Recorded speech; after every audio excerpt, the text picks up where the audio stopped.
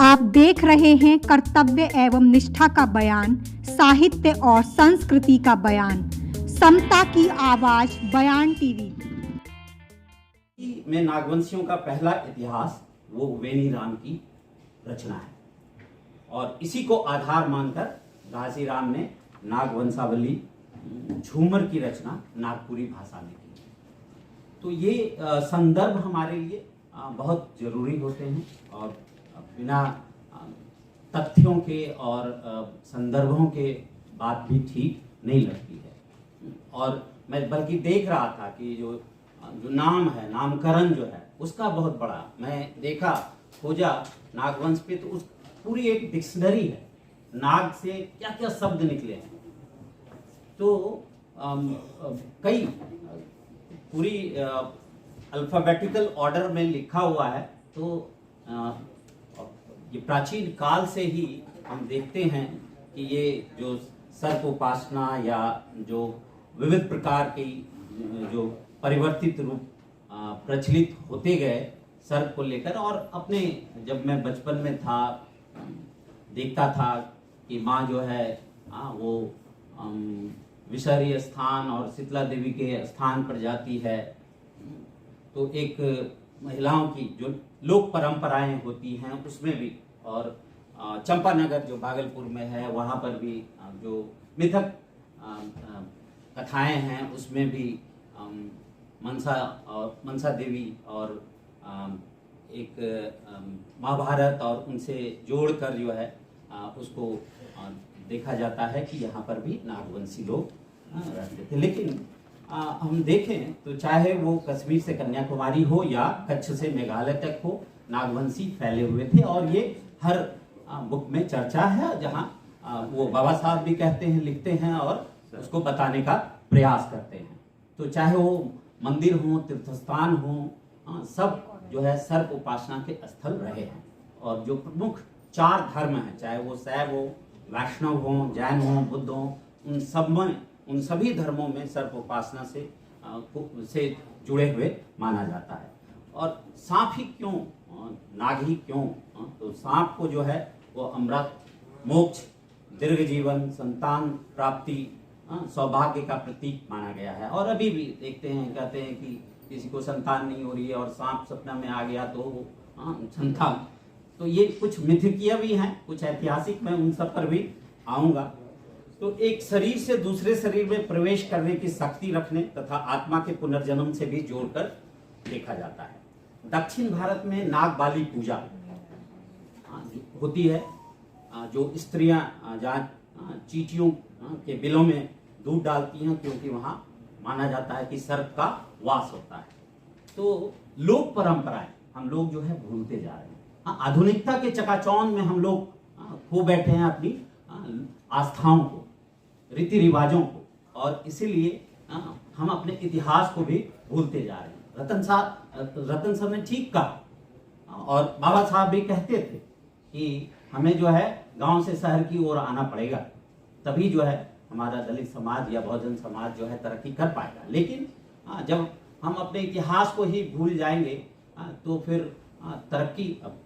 Sir ये भी चिंता जाहिर कर रहे थे अभी कि हम लोग पढ़े लिखे हैं, लेकिन एक स्कूल कॉलेज, बाबा साहब ने बहुत, रूपचंद गौतम सर ने भी कहा कि इतने विकट परिस्थितियों में भी स्कूल कॉलेज विश्वविद्यालय खोलने का बीड़ा उठाया। हम लोग इतने लोग होकर भी चंदा तो देते हैं, लेकिन वो चंदे का क्या होता है, सर ने एक प्रश्न उठाया। तो जाहिर सी बात है उनकी चिंताएं हैं इस बात को लेकर, और वो हम सबके सामने है। तो मिथकीय इतिहास के बारे में मैं नहीं जाना चाहूँगा। जो पुरातात्विक तथ्य हैं उस पर मैं अपना समय लगाना चाहूँगा। जो सांची और अमरावती है, सांची मध्य प्रदेश और अमरावती जो आंध्र प्रदेश, ये 2 बौद्ध धर्म के स्थान हैं जहाँ बुद्ध की मूर्तियाँ हैं, और उनमें भगवान बुद्ध को भी नाग के फनों के नीचे बैठे हुए दिखाया गया है। तो ये ऐसे ही वो आर्टिस्ट की परिकल्पना हो सकती है, लेकिन आर्टिस्ट भी ऐसे नहीं कुछ सोच लेता है। जैसा कि रूपचंद गौतम जी ने या रितु जी ने बताया कि मधुबनी पेंटिंग और हमारे इधर नगर में भी एक पेंटिंग मंजूषा है, तो उसमें भी हम देखते हैं कि जो बनाते हैं उसमें सर्प और नाग और इन सब का चित्रण होता है। जैन धर्म में मंदिरों में महावीर की मूर्तियों के ऊपर सांप लौटते हुए भी दिखाया गया और ऐसी मूर्तियां राजस्थान, गुजरात के जैन मंदिरों में भी है। भारत के विभिन्न शहरों के नाम भी जो है वो नाग से जुड़े हुए हैं, जैसे कश्मीर में शेषनाग, अनंतनाग, मध्य भारत में नागपुर, बिहार राजस्थान में नागौर, केरल में तिरुवनंतपुरम, तमिलनाडु में नागरबोली। तो ये जो स्थानों के नाम होते हैं, और आप देखते हैं कि आज की सरकार जो है नाम का परिवर्तन कर रही है, तो नाम परिवर्तन करने में विश्वास रख रही है।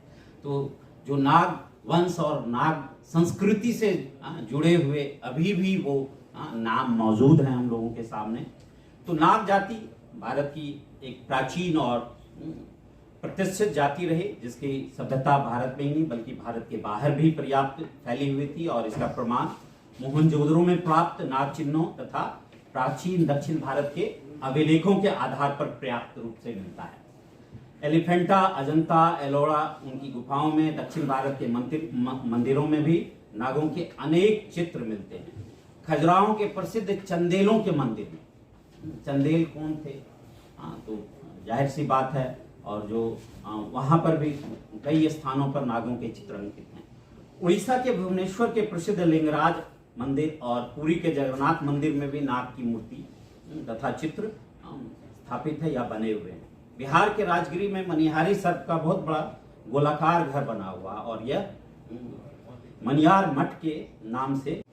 तो शिशुनाग तथा बिंबिसार द्वारा स्थापित मगध राज और मध्य भारत के पद्मावती राज में भी नागवंश का राज 3री शताब्दी में है। और सर ने इशारा किया था कि अंबेडकर जो है वो उसको दूसरे डायरेक्शन में ले जाने का, चूंकि उनका कन्वर्सन का प्लान था, तो उस चीज को वो बौद्ध धर्म से जोड़ने का प्रयास करते हैं, और इसीलिए इन सब जगहों पर वो चीज परिलक्षित होता है, और उनकी राइटिंग्स में भी ये चीज देखने को मिलता है। भारत का उत्तर पश्चिम भाग, जिधर से नाग लोग आए थे, नाग राजा नील नाग के अधीन था, और जो नाग सखा जो हस्तिनापुर या नागपुर जो नागों का वास स्थान, रूपचंद गौतम जी ने अभी उसकी चर्चा की।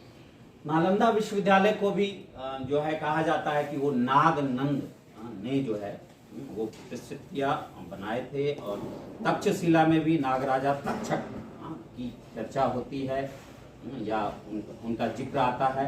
और संस्कृत को की नागरी लिपि नागलिपि से बनी थी, जो नागों द्वारा लिखी जाती थी। तो ये एक नागरी लिपि थी, लेकिन अब उसको बिल्कुल ही पता ही नहीं है कि कोई ऐसी लिपि भी हो। सर ने जो दिखाए न्यूज़पेपर शायद उस इतिहास में हो, लेकिन आम लोगों के स्मृति से वो खत्म होता चला जा रहा है। तो नागों के नाम से जुड़े अनेक दार्शनिक हुए, जैसे नागार्जुन नागसेना जो कि बौद्ध प्रवर्तक थे। और उत्तर पश्चिम जो है भारत नागों का उद्गम स्थल था, और प्रथम प्रभाव क्षेत्र कश्मीर, जहां 300 उपवंश थे, जिनमें प्रमुख लक्षक, कश्यप, कारकूट। तक्षक से तक्षशिला नाम पड़ा, और वे तक्षशिला से हस्तिनापुर तक फैले हुए थे। तो नाग यज्ञ के बाद नाग देश के मध्य भाग और पूरब भाग में फैल गए, और विभिन्न जो बाबा साहब लिखते हैं कि आर्य कौन है, अनार्य कौन है, दास कौन है, तो वो इसी संदर्भों की बात कर रहे होते हैं। डिटेल में वो नहीं है, बाद में ये सब रिसर्च में पता लगता है। और भारत के लोग जो है परियोजना के अनुसार नागवंश वाले लोग सबसे ज्यादा समुदाय में हैं, और सारे क्षेत्रों में फैले हुए हैं। वे सारी जातियों और वर्णों में विद्यमान हैं। क्योंकि इतना आक्रमण हुआ, और देखते हैं कि एकल्चरेशन जो हुआ, जो बाहरी लोग आए, एसिमिलेशन जो हुआ, उसमें हमारी अपनी जो लोक परंपराएं थी, जो रीति रिवाज थे, जो अपनी संस्कृतियां थी, वो विलुप्त होती, या जो शक्तिशाली थे उन्होंने उसको एडॉप्ट कर लिया और अपने अनुसार प्रस्तुत किया। अतः नाग एक देशज लोक जाति थी जो लोक संस्कृति और पर्यावरण क्षेत्रों से जुड़ी हुई थी। अभी ऋतु जी ने भी कहा कि हम जो है प्रकृति पूजक थे और ये डॉक्यूमेंटेड है सर, तो उसके विद्वान ही हैं प्राचीन काल के, वो पढ़ाते भी हैं। तो वह देश की प्राचीनतम जातियों में से एक थी और नागों का दूसरा केंद्र जो है चंपावती या चंपापुरी में था। वर्तमान में भागलपुर के पास चंपानगर है, जिसके साथ नागकन्या मनसा की कथाएं जुड़ी हुई। कालखंड की बात करें तो जो इस नागवंश को लेकर जो कालखंड है वो 765 ईस्वी तक नागवंशी शिलालेख कम से कम 8वीं शती ईसा तक राजकीय अस्तित्व की विवेचना करते हैं। 8वीं शताब्दी तक कहते हैं कि नागवंश मौजूद था, क्योंकि पुरातात्विक स्रोत मिलते हैं और इसी कारण इतिहासकारों ने प्राचीन काल से अनवरत प्रवाहित नागवंशी परंपरा के स्रोत को 8वीं शताब्दी तक ही स्वीकार किया है, क्योंकि इतिहासकार जो है वो स्रोत को देखता है और इसीलिए लेकिन